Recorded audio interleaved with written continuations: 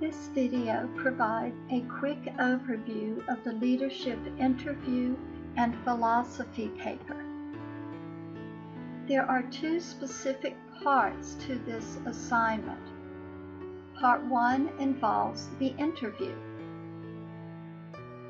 So what you will want to do is, as soon as possible, identify and interview a leader in your field using the interview questions available in Canvas as your basic questions.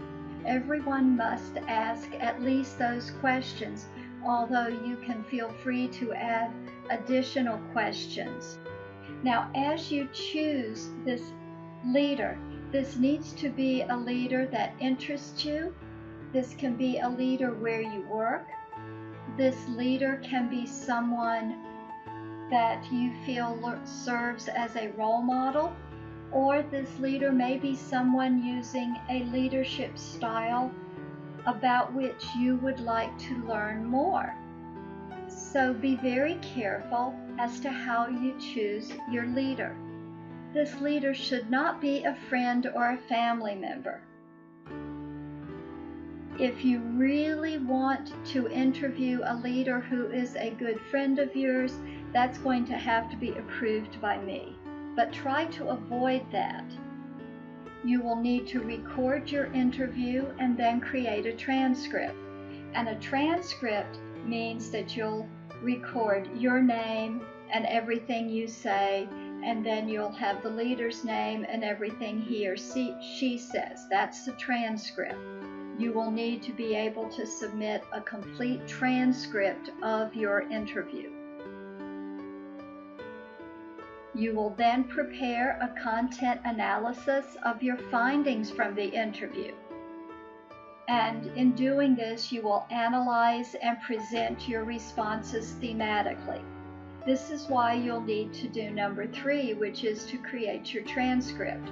Once you've created your transcript, I will work with each of you to show you how to create a content analysis, how to present your findings thematically.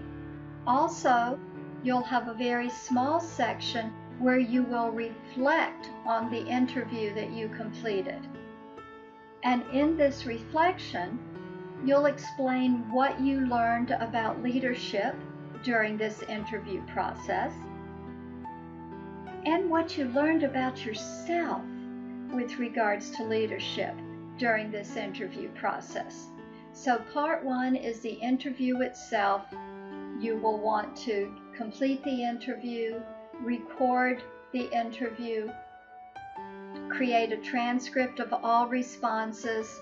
You'll analyze that data, do a content analysis. Then you'll have a very small section, probably about a page, in which you will reflect on the interview. Then it's time to move to part 2. And part 2 is your philosophy of leadership. One of the things that you will be asked to do as you interview for jobs further up the career ladder is you will be asked to give your philosophy of leadership. And what is expected is that you'll be able to identify the theory that you use, how you use it, and examples of how you use it. Now, as you progress through this program, your philosophy itself may change a little, but this is your chance to begin this process and think about just what is my philosophy of leadership. You'll develop your own leadership philosophy using the principles and theories from the course text, the discussions that we do in Canvas, and from your leadership interview. Anything that you've read about, perhaps from your Leader in the News assignment, anything else that you want to add is fine. You'll need to provide a rationale for your choices.